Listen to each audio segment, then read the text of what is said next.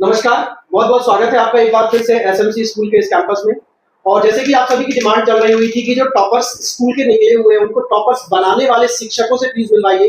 किस तरीके से उन्होंने पढ़ाया हुआ था अपने बच्चों को जो इतना अच्छा स्कोर को लेकर आए हैं। क्योंकि ऑब्वियसली अगर हीरे को भी देखा जाए तो भी ना, अगर उसको तराशने वाला जौहरी सही ना रहे तो महज एक पत्थर का टुकड़ा बन के रह जाता है।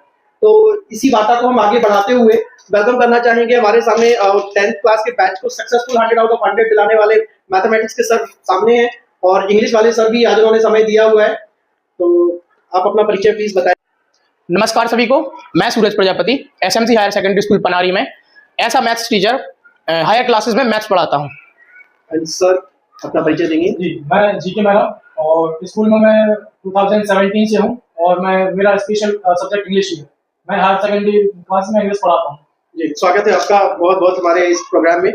तो आप दोनों से मैं ये जानना चाहूंगा कि आपने अपने सब्जेक्ट्स में ऐसा क्या विशेष किया था, क्या कुछ आपने स्ट्रैटेजी यूज की थी उस टाइम पे कि बच्चों के इतने अच्छे स्कोर आए, इतना अनएक्सपेक्टेड रिजल्ट मींस कि एक बेंचमार्क सेट हो गया है, तो कुछ तो तैयारियां करवाई होगी। और अगर एक बच्चे या दो बच्चे का नहीं, पूरा का पूरा सेक्शन ही आपका 90 क्रॉस कर जाता है, तो कुछ तो आप लोगों ने विशेष तरीके से तैयारियां करवाई होंगी अपने सब्जेक्ट में। प्लीज थोड़ा सा सभी लोग जानना चाहेंगे। तो बात करें मैथ्स सब्जेक्ट की, मैं मैथ्स पढ़ाता था जिसमें सबसे पहले तो फॉर एग्जांपल अगर देखा जाए तो जैसे ही सिलेबस कंप्लीट होने के पहले ही, जैसे हमने जितने चैप्टर्स हैं लगभग 13-14 चैप्टर्स हैं, उनको हमने 3 हिस्सों में डिवाइड कर लिया था और जिसमें हमने हाफ एयरली के पहले ही सिलेबस कंप्लीट कराने का सोचा था, जिससे हाफ एयरली के तुरंत बाद हम उनका बहुत बेहतरीन तरीके से रिवीजन करा पाए। साथ में उनको कुछ सैंपल्स पेपर दिए गए थे और हम स्कूल में सैंपल पेपर के थ्रू उनका एक्सरसाइज जो है उसको सॉल्व करवाते थे।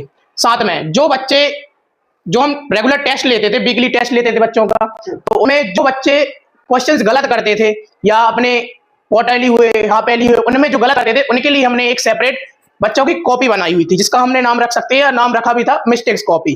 क्योंकि बच्चों का अगर देखा जाए तो फोकस रहना चाहिए मिस्टेक्स वाले क्वेश्चंस पर, क्योंकि जो क्वेश्चन होते हैं बच्चे रेगुलर करते हैं, उनका फोकस रहता है कि हमने जो सॉल्व किया है वो हमसे बन रहा है, आगे चल के भी वो उसी को सॉल्व करते हैं। लेकिन हम लोगों का फोकस केवल एक ही था कि जो बच्चे अपनी मिस्टेक्स कर रहे हैं और वो क्वेश्चंस को गलत कर रहे हैं, तो उन क्वेश्चंस को हमने बकायदा नई कॉपी में, मिस्टेक्स वाली कॉपी में लिखवाया था पार्टिकुलर चैप्टर वाइज, और उन चैप्टर्स के थ्रू उन क्वेश्चंस को करवाया गया था।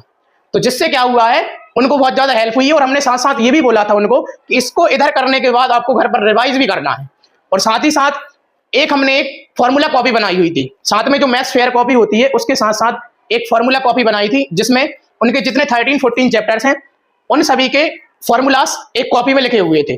और हमने उनको डेली यही बोला था कि आपको सुबह उठ के सबसे पहले 5 मिनट आपको इस फॉर्मूले को देखना है, केवल पढ़ना भी नहीं है। लगभग आप नॉर्मल देखोगे भी उसको 5 मिनट, तब भी आपको नॉर्मल फॉर्मूला याद हो जाएंगे अच्छी तरीके से। तो आपकी स्ट्रेटेजी से लग रहा है कि कंसिस्टेंसी आपने बनाए रखी है, जो मिस्टेक से जहां नंबर कटते हैं उस पर विशेष फोकस किया है, और जो नंबर मिल रहे हैं उनको एक बार दरकिनार किया जा सकता है। जिन क्वेश्चंस पे नंबर कट रहे हैं उनकी मिस्टेक्स की कोई एक कॉपी बनाई और उस कॉपी में आपने बार बार उसकी प्रैक्टिस करवाई। जी बिल्कुल, जो क्वेश्चंस, क्योंकि हर चैप्टर में ऐसे क्वेश्चंस होते हैं जो लगभग बच्चों से नहीं बनते हैं, या एक क्वेश्चन 2 क्वेश्चन ऐसे होते हैं वो अटकते हैं बच्चे। अब वो हमको पता रहता है, क्योंकि हमें पता ही रहता है कि ये चीजें कि कौन से इजी क्वेश्चन है और उनसे बनेंगे, कौन से टफ क्वेश्चन है वो नहीं बनेंगे। क्योंकि बच्चे को तो बहुत बाद में पता चलता है बात, जब वो सॉल्व करेगा। लेकिन टीचर एज अ टीचर को पता रहता है कि बच्चों से कौन से क्वेश्चन नहीं बनेंगे या कौन से क्वेश्चन में उनको डाउट पैदा हो सकता है। तो वो सभी क्वेश्चंस की कॉपी में हम क्वेश्चंस लिखवाते थे और बकायदा उनको 2 बार 3 बार सॉल्व करवाते थे। तो अल्टीमेटली कोई मिस्टेक का चांस ही नहीं बचा और आपने 0.1 तक की मिसिंग्स को भी रिमूव कर दिया है उनकी कॉपी से। बिल्कुल, बहुत ही रणनीति रही, वो पूरी के तहत जो होता है तभी सारे बच्चे ऐसा रिजल्ट लेकर आए हुए हैं। मैं आपसे जानना चाहूंगा, इंग्लिश सब्जेक्ट्स बहुत ज्यादा डिफिकल्ट माना जाता है क्योंकि वहां पर तो पंक्चुएशंस और ग्रामर को लेकर भी बहुत दिक्कत बनती है, लेकिन बच्चों ने वहां भी बहुत अच्छा स्कोर किया है। तो आपने क्या सीखे, कैसी कोई स्ट्रेटेजी, क्या ऐसी ब्रह्मी चला दी थी बच्चों को, तो जिससे उन्होंने भी सारा कुछ, मतलब हर एक सब्जेक्ट में उन्होंने अच्छा किया है। बारी बारी से सारे टीचर से मिलेंगे, तो आप अपने सब्जेक्ट्स में कुछ बताना चाहेंगे? मेरा शुरू से यही रहा कि कॉन्सेप्ट बच्चों को क्लियर होना चाहिए। मतलब रोट लर्निंग जो है ना, इसको बोलते हैं रटना, तो रटने वाला कॉन्सेप्ट नहीं रहता। जैसे कोई भी लेसन है तो पहले उसको अपनी भाषा में समझो पूरा, और उसके बाद में फिर बच्चों को वो वर्ड्स समझाओ कि किस तरीके से वो लिख सकते हैं उसको। क्योंकि अगर उनको कॉन्सेप्ट क्लियर है डेफिनेटली वो कुछ ना कुछ अच्छा करके ही देंगे। ये स्ट्रेटजी रहती है, कंसिस्टेंसी बनाओ, वोकैबुलरी उनकी इंप्रूव होती है बहुत ज़्यादा, तो वोकैबुलरी पे फोकस है।